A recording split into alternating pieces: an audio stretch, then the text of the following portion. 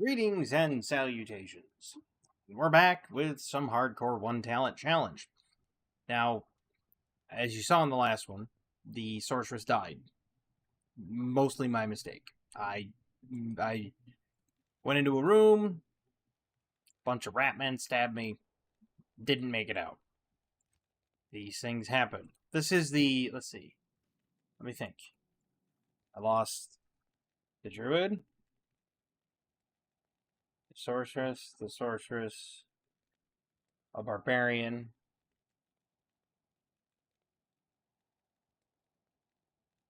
I think that's it. I think I've only lost 4. I haven't made an Amazon yet because that's too easy. And I didn't make an assassin yet because I didn't know what talent to go. Or skill. I mean, I call it talents because to me, it's you hit T for the skill tree, T for talent. Just kind of rolls off the tongue, so to speak. I don't know if I want to go with Tiger Strike or Fire Blast. And I thought if I go Fire Blast, the Shockweb gives me elemental coverages in Nightmare. Then it's like, what if I went with Blade Sentinel? So I can go Blade Sentinel for physical damage, but I can't go Blade Fury. Because it just wouldn't work. Because I need these two to get to there. I can't go all the way down the line, because if I do that, it's not going to work.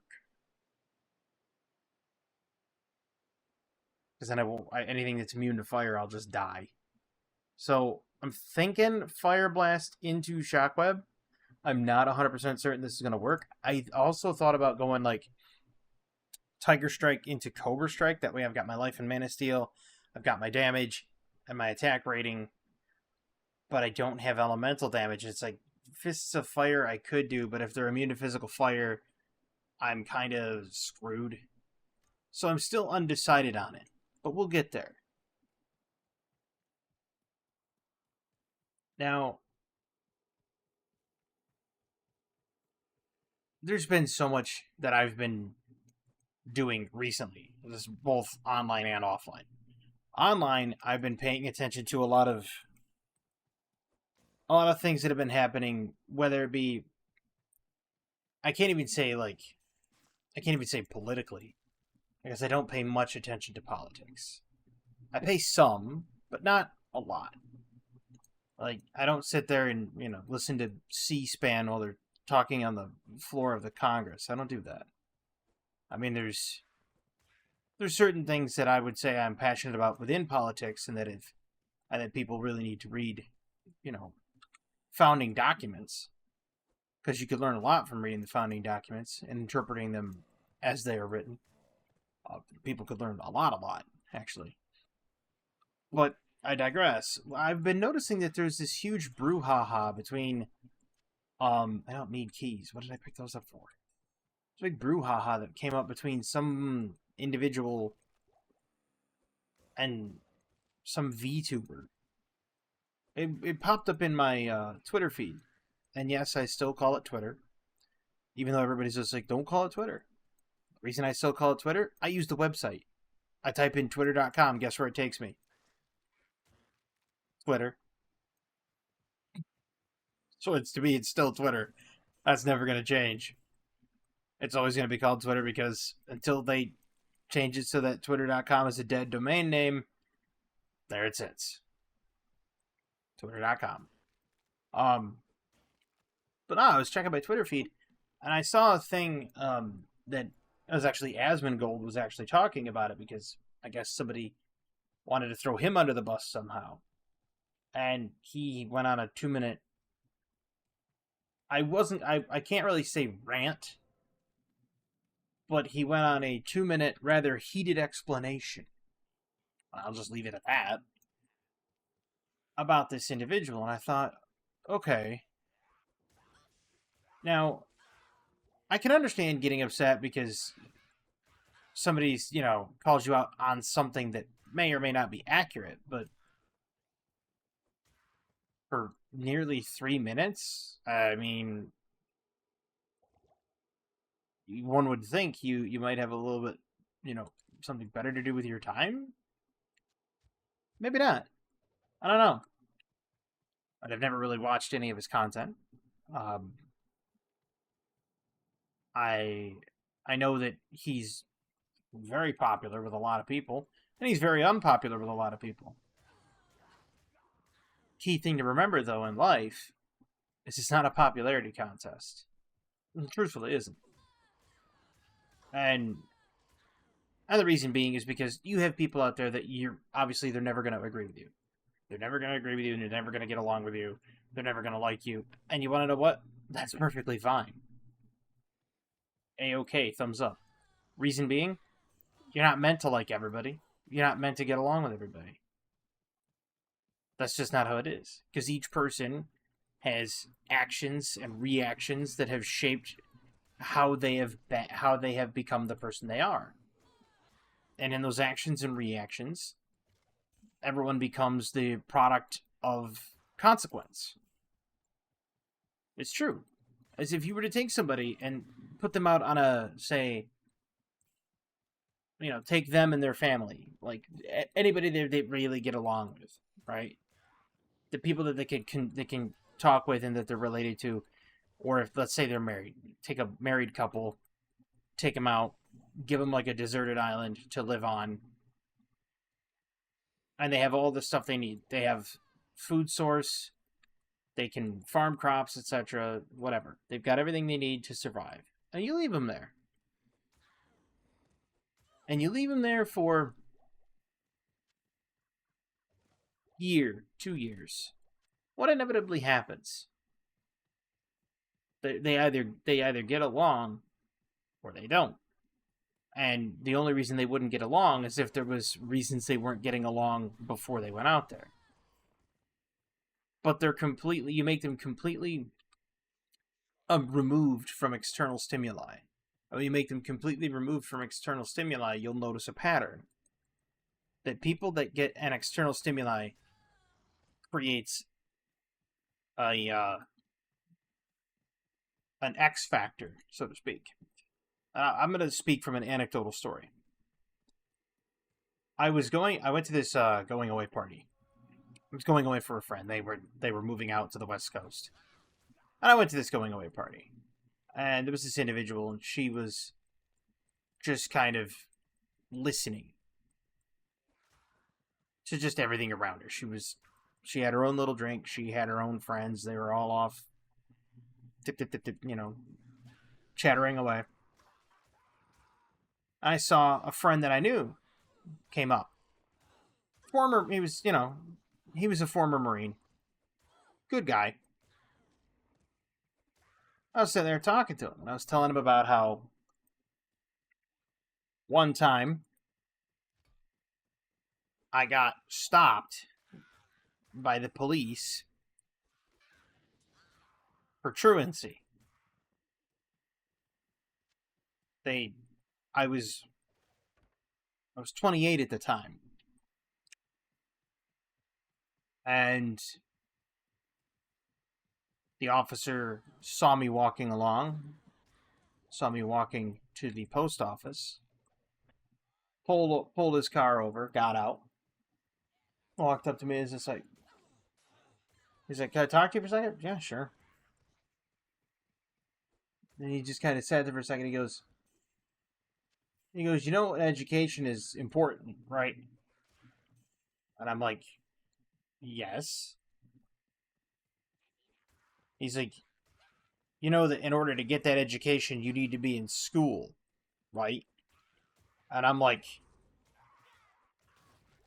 I was like, I kind of knew that when I graduated.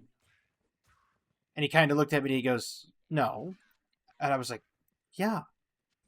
I was like, "Dude, I graduated in like 2002. I told him, I'm 28. And he looked at me, he's like, no, I don't believe that.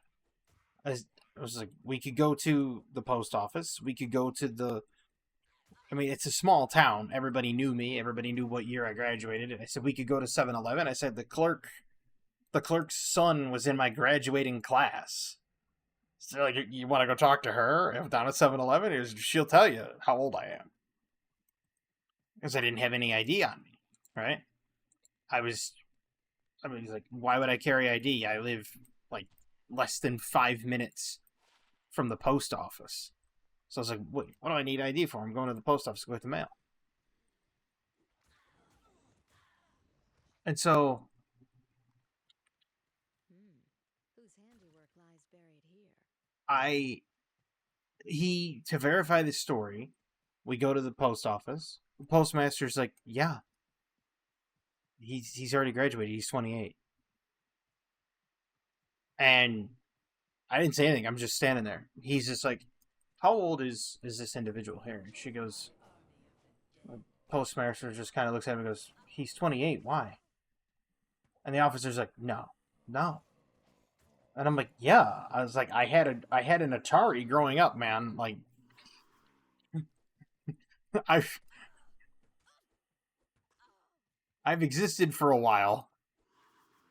So I told this to my my Marine buddy about how I got stopped for truancy. And he just kind of shook his head. He's like, that's unbelievable. And so this woman that I had not been paying any attention to,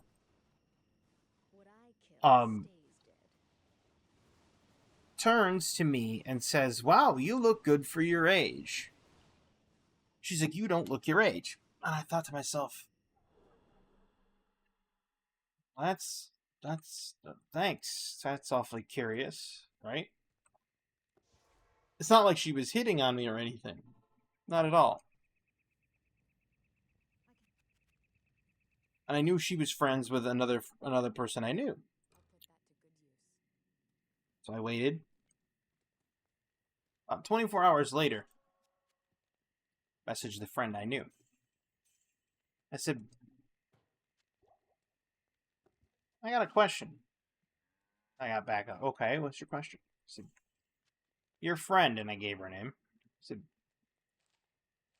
when she was growing up, did she have somebody say something behind her back that caused her a whole lot of pain? I got back silence for a while. And then I got back a, yeah. How did you know that? I said, that's the only thing that makes sense as to why she had to eavesdrop on my conversation. So if you think about it, I said, my conversation I was having was with somebody else. And she eavesdropped on my conversation. Now, there's only one reason anybody would want to eavesdrop on a conversation. And that's if somebody hurt them in the past by leaving them out of the loop. So that's the only thing that makes sense. And she's like, I'm actually having lunch with that person right now. And I'm like, okay. And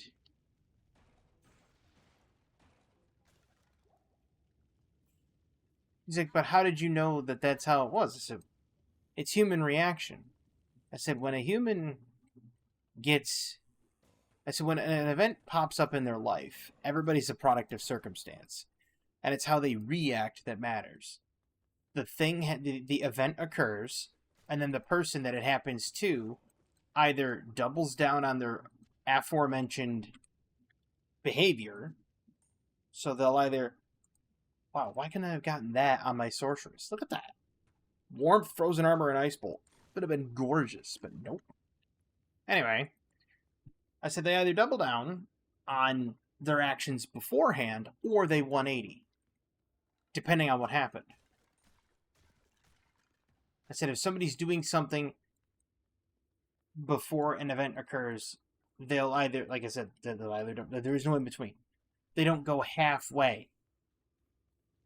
And the reason they double back, or the reason they have the 180 on it, is because to them, if they 180 on it, then there's no way that'll happen again, because you see I'm taking preventative maintenance at that juncture. They sit there and they look at it as preventative maintenance. Because they think, well, that won't happen again because I'm no longer doing that same action again, so therefore through that property, through the transitive property, if I'm not, or not transitive property, but the if then statement, if I'm not doing that again, then it won't happen again. And that's how they function. And most people have that self-preservation. I say most because there are some people out there that are very daredevilish and they don't have that sense of self-preservation, or they're not concerned about it. I picked up keys again. Come on.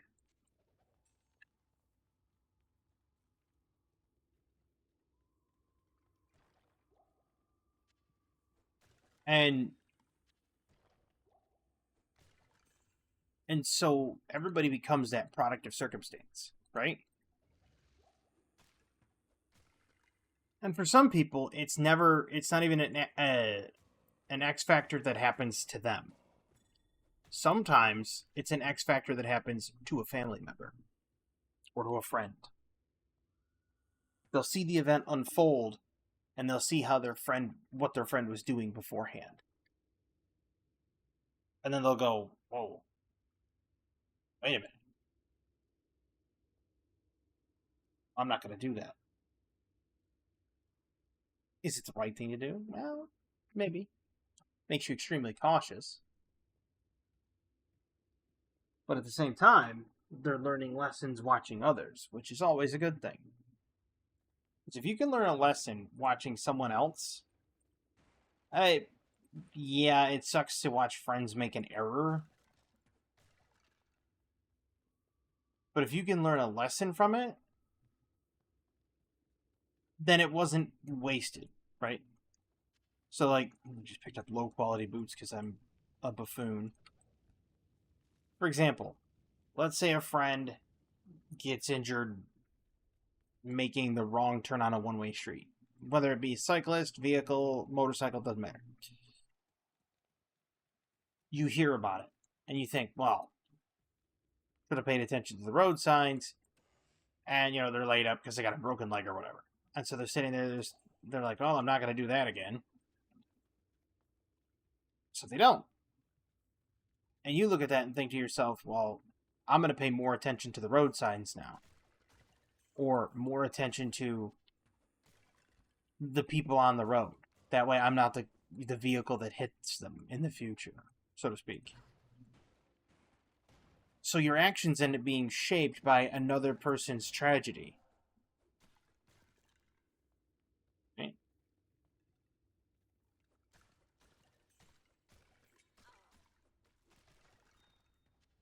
And that's the thing. It just kind of, and this brings us back around to the whole, the whole Asmongold thing that I started talking about at the beginning, is one person's actions has caused a reaction out of somebody. And that reaction out of somebody will cause that first person to either double down or 180. Because product of circumstance kicks in. We'll see how it plays out. Well, I won't because I'm not really going to pay much attention to it. But actually, I should probably wear that. Yeah, I should wear that instead. I'll put that to good use.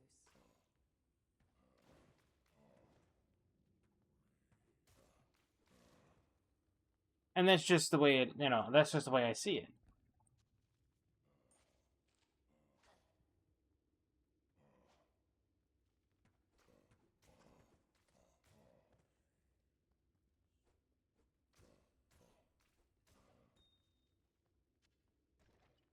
People without external stimuli can't have that product of circumstance.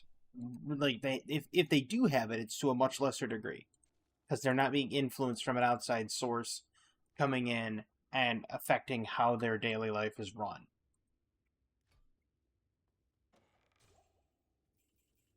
And to be honest with everybody, nobody should tell you how to run your everyday life. Nobody, right? The same way with like opinions.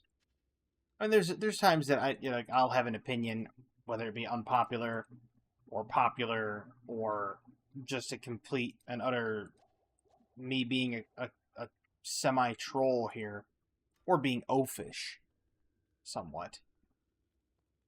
And at any rate, it's like, well, it's my opinion, right? There's 7 billion people in the world. That would make it that there's roughly 7 billion opinions. with some subtle nuance. So when it comes down to that, anybody having an opinion about, like, let's say you have an opinion about yourself. 9 times out of 10, and this is something I mentioned to someone else, 9 times out of 10, a person's opinion about themselves is going to be hypercritical. Unless they're an egotist.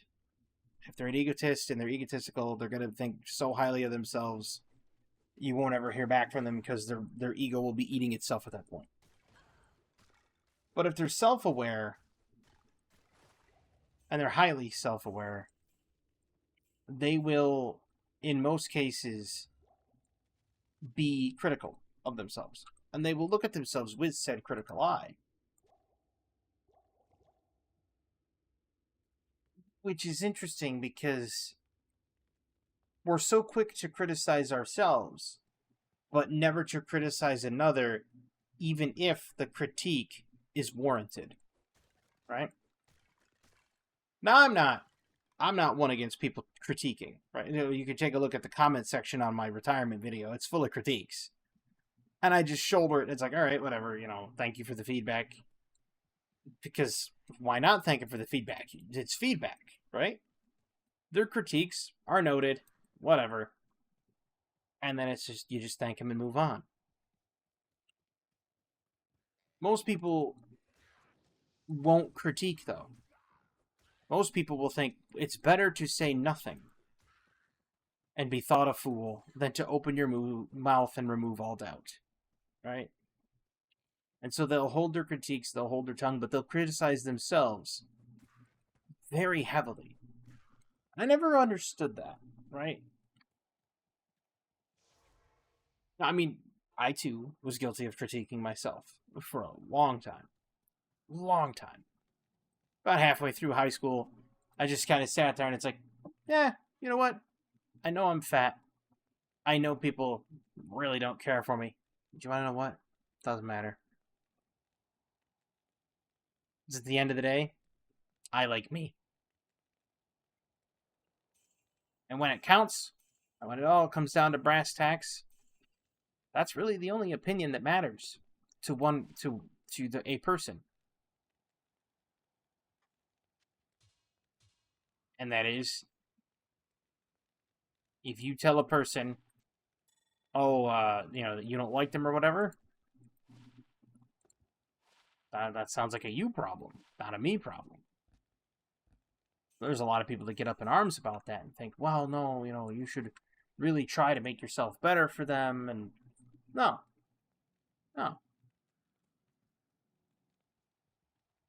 If I'm fine with the way I am, and I'm happy with the way I am, I may not outwardly show it, and that's personal choice.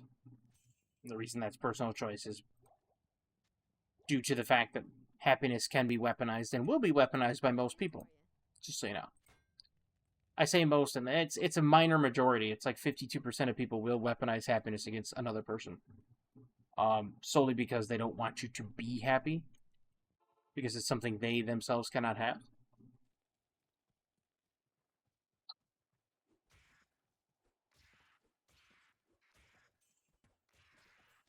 What you do is you find what makes you happy about you, but you can't make it about the physical. The physical is a shell. It is a shell in which the soul resides. It is a shell in which we all travel through life. Every single one of us travels through the same type of shell. What matters most is what's on the inside, the character of a person. That character of a person will shine through no matter what they look like. They always used to say things like, never judge a book by its cover.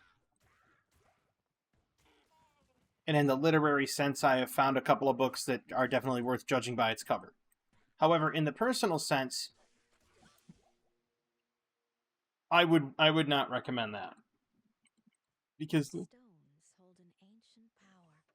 there's a lot of people out there who will surprise you. You'll talk to them and they look like they don't have a clue about who they are, where they're going, or what they're doing. But they're some of the wisest people you'll meet. and they'll open your eyes. And then you'll take a step back and say, why didn't I listen to that a little closer? And it might not be today, and it might not be tomorrow, but it eventually will happen. You'll take a step back and be like, wait a minute. They were spitting wisdom back then. And it will be a back then moment, because it'll be a hindsight is 2020 kind of thing, and you'll look back on it and say, they were spitting out some true wisdom back then. But most people will judge them by their cover and say, oh, they're not worth it. Oh, they're not worth it. They're not worth the time, they're not worth the effort.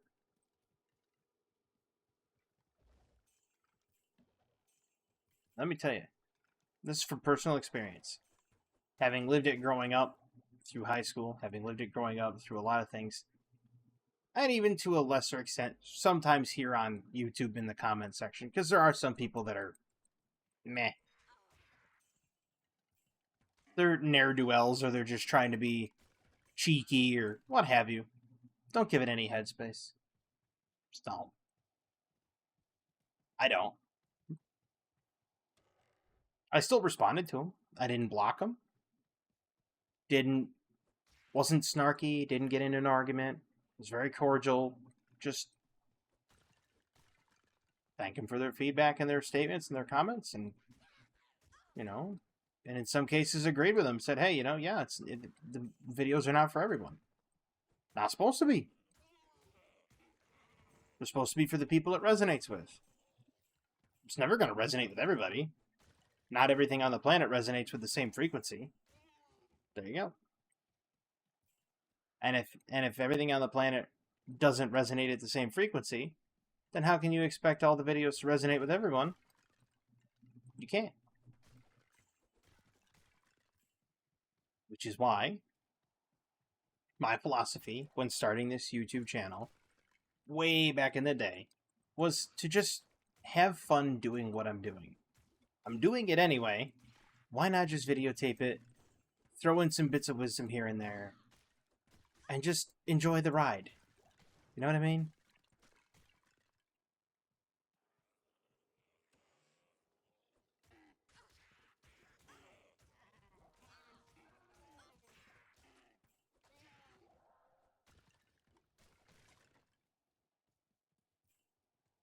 I think people get so caught up in numbers and making money and worrying about certain things that they forget to enjoy the moment. And I don't mean that in like a YOLO sense, like, YOLO, ha! We're gonna go out there, we're just gonna enjoy the moment, bruh. Ha! You only live once. No, not at all. Yeah, no. And in what I mean by enjoying the moment is, in that moment that you are sitting there having a conversation with somebody, or living vicariously through a story they tell, whether it be anecdotal or slightly embellished, because there's a lot of people out there that like to do that. Doesn't matter if it's a slightly embellished story or an anecdotal story. And you live vicariously in that moment with the storyteller. That's living in the moment. Identify those times, quantify those times, and hold them in your memory, right? Because then you'll look back on it and be like, you know what? The guy told some pretty cool stories. It's the only reason I started doing YouTube. Wasn't necessarily to tell stories, but was to just have fun. That's it. Have fun, enjoy myself, and those that resonate with it, resonate with how I play games and what I do, they'll show up. Those that don't, won't. I could be like all those other people and try to, self-promote and try to push numbers and wear myself out doing that.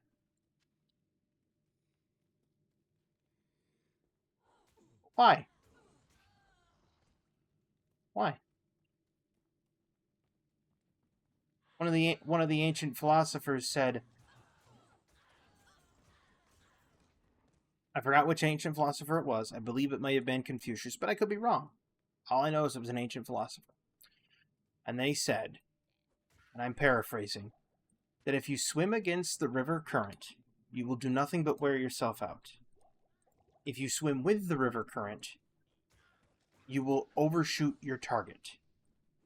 However, if you just lay back and accept where the river takes you, you will end up where you are supposed to be.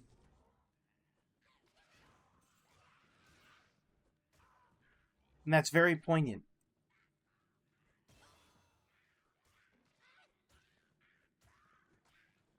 Because the powers that be in this universe, whatever they are, whatever energies exist out there, whatever you believe in, whether it be divine intervention, aliens, astral phenomenons guiding your hand, whatever, manifest destiny, doesn't matter what it is. Whatever it is you believe in, it will put you where you need to be. Never where you want to be, but where you need to be. And the worst part about it, and it's a bit of a juxtaposition on this one, because the best and worst part of it is you won't know you needed to be there at that time until after that moment has passed. And then you will look back on it and go, I had to be there. That's the reason why. And then that realization will spark. And then you'll be like, so the reason I'm doing what I'm doing now is because of that, through this whole... I almost want to say transitive property, but it's not. It is a property that starts the ball rolling. Like, you start with one thing. Let's say you complete and utter theory time, okay? Let's say you go to a concert. Doesn't matter who it is. Your band of choice. For me, that would be Huey Lewis and the News. I always liked them. So let's say, I go to a Huey Lewis and the News concert. And I'm chilling there, enjoying the music, just in the moment. And then all of a sudden, I get approached by a person who starts talking to me about the band and the sound. And, we're sitting there just kind of talking back and forth, enjoying the conversation. And I go and I say something that's innovative or thought-provoking or what have you. Doesn't really matter what it is I tell them. Then they decide to say, go back to the office on Monday. And then I get a call on, say, like Wednesday. And they're like, oh, they want you to come in for an interview. Even if I wasn't looking for a job, it was because I went to the concert that put me in that motion, that put me where I needed to be, to put me where I was supposed to be at that time. And you want to know something? In that moment, if one were to ask me, no opportunity is truly missed at that point. Because the opportunity, if it doesn't come up then, will make its way back around again.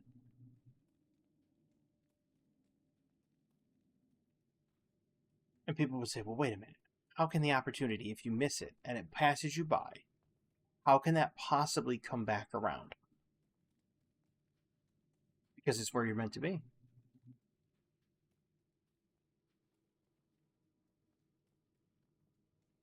Now, the next time that opportunity comes back around, it might not be so benevolent and open and warming. The next time that opportunity comes around might be because tragedy befell and you need the extra income and now you have to take that job because of it. Now, what did you learn at that point? Had you taken the opportunity in the first place, would tragedy have befallen you? Probably not. But you decided to fight against the opportunity that was put before you, and you were basically fighting about where you needed to be. So, by fighting where you needed to be, the universe said, nope. Powers that be said, nope. You need to be there. And in order for you to be there, I need to remove you from here. And so they move you.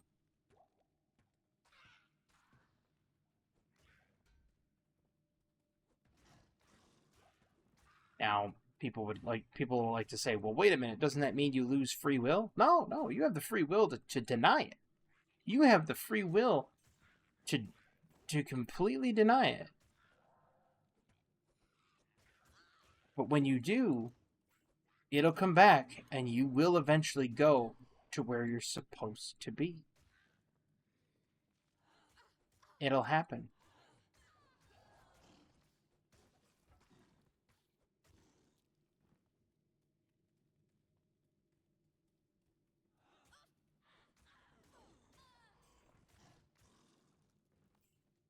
Sometimes you won't be able to see it in that moment, and it's one of those things that you have to look back on. And again, when you do, you'll notice when looking back on it. It becomes apparent when you look back on it.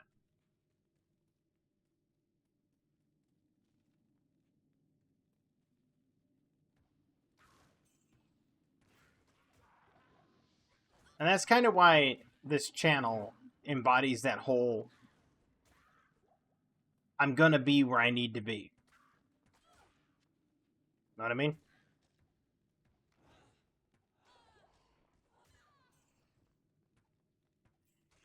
So I'm here.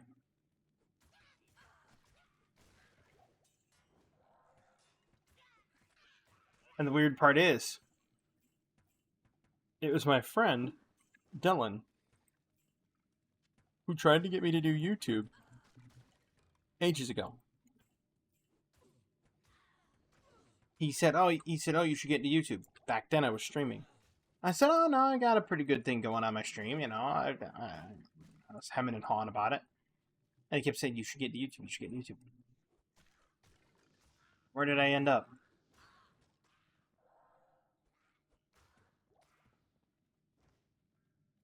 I eventually took his suggestion. Because I sat down and I had that thought to myself that there's a reason he suggested it.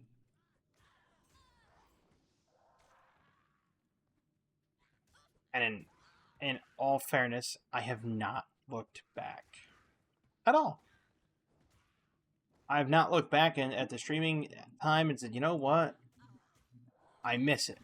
I mean, I do miss some of it. I met a few really cool people doing it, and I do miss doing it. I do.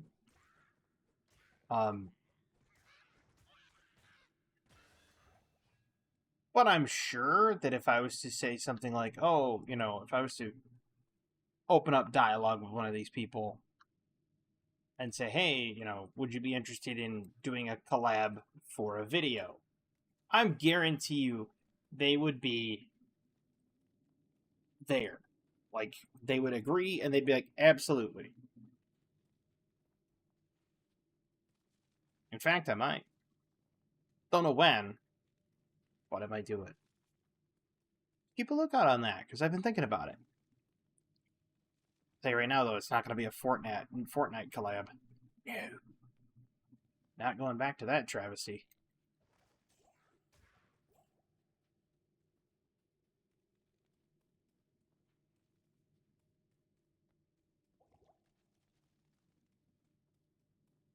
But it's interesting how the world works.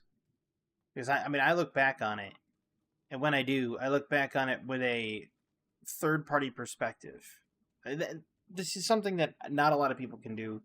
Those that can, I'm glad you can. Right? Because it makes life a whole lot easier. Whenever something arises, I try to pull myself out of the equation completely, look at it from a third-person perspective, and say, okay, let's calmly, rationally assess the situation, and then plug myself back into the situation and say, this is how I should react to said situation. And I've gotten to the point where I'm doing it at essentially lightning speed.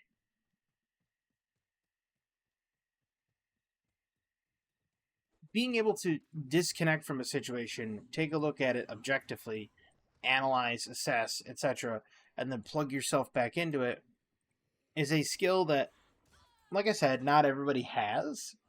Those that do, it is a very valuable skill to have.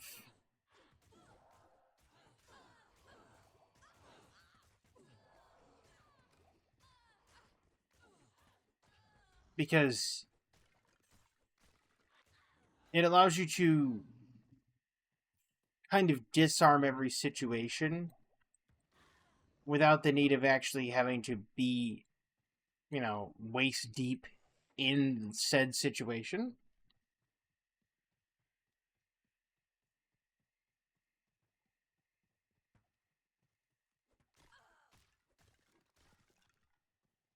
But not a lot of people can. So I've spoken to people of both varieties.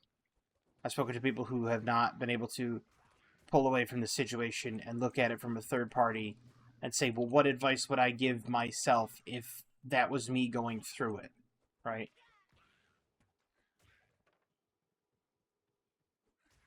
And it's kind of weird to know that there are people that can't do that, and it's like with the people that can't hear their own voice in their head. It's an interesting phenomenon. Um,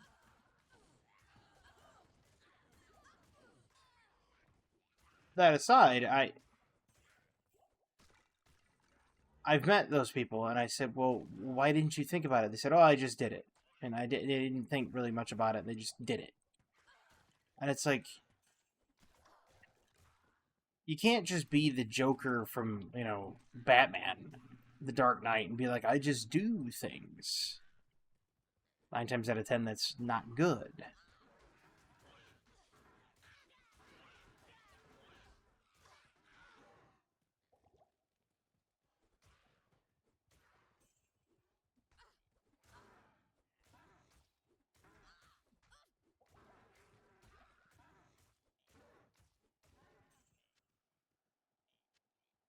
Mm,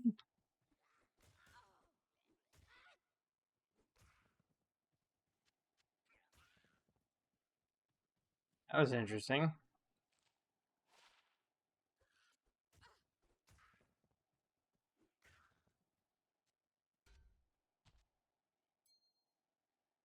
I do kind of have to go back. I do want to find the waypoint first, though.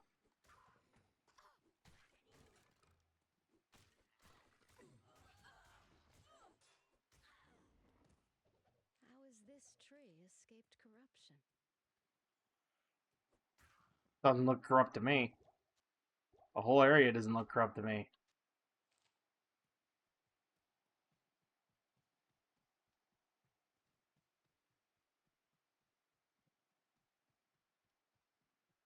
I just get into a very thought-provoking, pensive mood when playing specifically this. Not so much other games, and I don't know why it's this one that brings it out of me. It's maybe because I've played Diablo so many times that I could just pretty much do it on autopilot.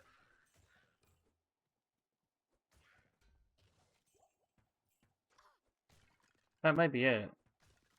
I'd have to look into it. I don't know why, but it is. I mean, it's just like I couldn't do this with other games.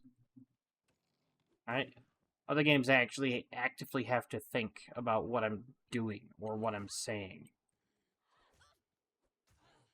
Especially like Call of Duty. When I do a Call of Duty video, I have to really concentrate on where I'm shooting, what topics to talk about, what the premise of the video is, which, by the way, I need to do more, but will it recoils? I also have to do a couple more, but does it sway? Where I try to take away the aiming idle sway when aiming down sights with snipers and marksman rifles. I'll eventually get there, and I'll eventually get them all done. I have to get more levels on the HDR. I have to finish the Battle Pass. There's only 11 days left on the Battle Pass, give or take. And I have one more thing to do to finish the newest event, but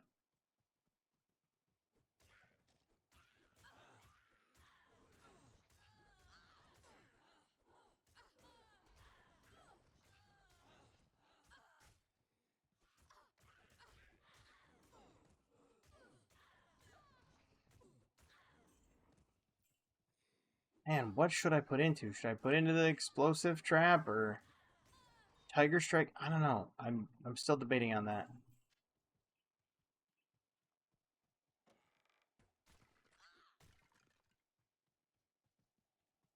Maybe I should just flip a coin.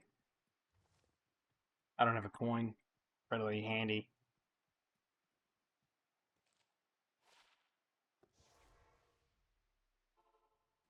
I mean, I thought if I did, if I was just to be able to pick up a coin and flip it, I'd do it, but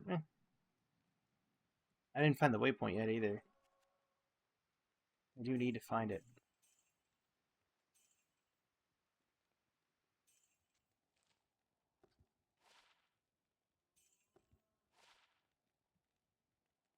And it doesn't really matter what I do with the shield. I wouldn't think, because it's. I mean, even if I run as a trap assassin, I can still use a shield. So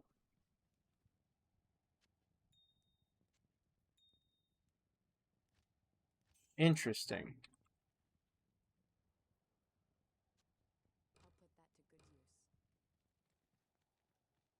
I'm not gonna do the edge bow, Good day.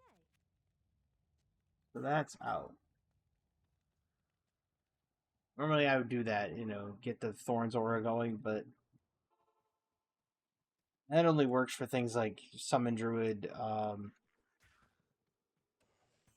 stuff like that. Necromancer. Considering the fire bombs aren't a summon, and neither are the other traps, the lightning traps and everything, then there's nothing really to spread thorns to. And if you have ranged attackers, I'm thinking I'm going to go with traps because I think Duriel will be a problem if I don't. But I think if I go traps, I'm not going to have enough damage to kill Duriel. So it's.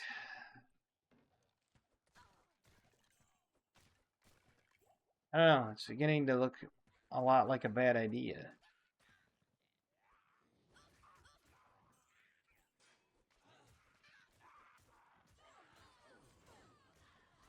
Which for some reason in my head, just I started hearing the song, it's beginning to look a lot like failure. Paraphrase, of course. Waypoint?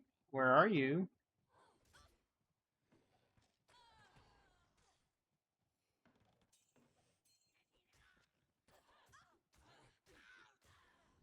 I don't want to drag this on forever. You know what? Traps it is.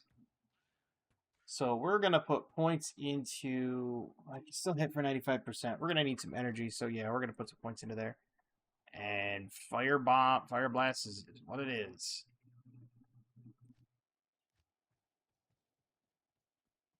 Well, that settles where my skill points are gone.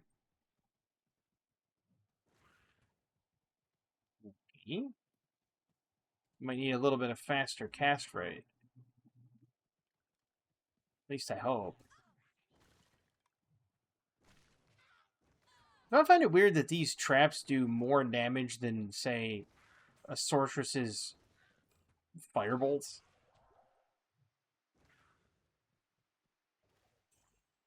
It's like her firebolt was pathetic. There's the waypoint. Let's go get Deckard Cain. I've only got, about 10 minutes left before it's an hour. I really don't like recording for an hour. I like only doing like 35, 40-minute videos. I don't like going too far off into the weeds. But, I was that close to the portal and that close to Deckard Cain. I figured crank it out, get there, and then figure it out afterward. Or mana.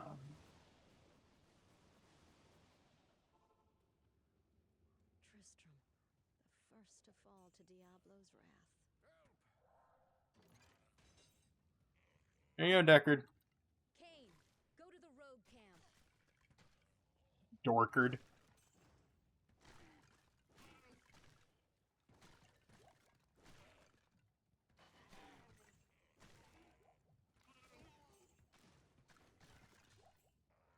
Wait a minute. I'm sorry. She just absolutely eviscerated everything with explosions. This is cool. I like this.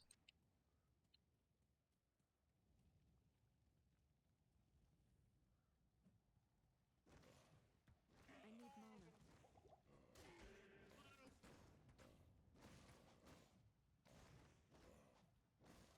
Not enough mana. It's the Griswold family vacation.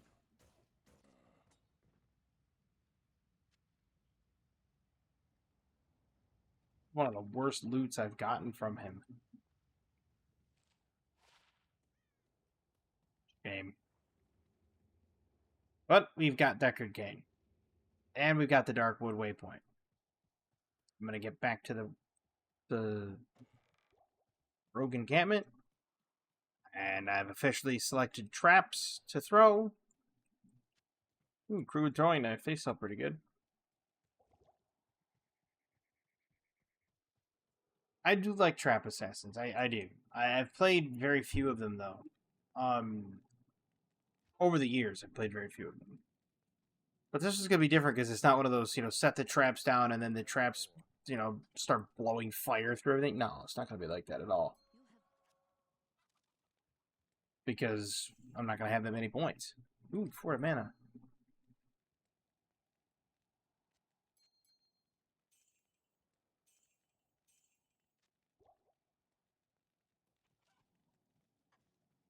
That's going to do it for this video. I hope you enjoyed it. I hope you enjoyed the philosophical tangents I go on in these videos. I'd like to thank everybody that comes out here and watches these videos. I do appreciate it, and I do appreciate the comments as well. Because it allows me to interact with people, have replies, and enjoy, the comments and enjoy the feedback. Even if you want to sit there and call me out on poor play or what have you, feel free. I don't care. I'll just respond and just be thankful for what I get. At any rate, I hope you enjoyed this, because I enjoyed it as well. Everybody has a fantastic evening, a wonderful tomorrow, and as always, have a good one.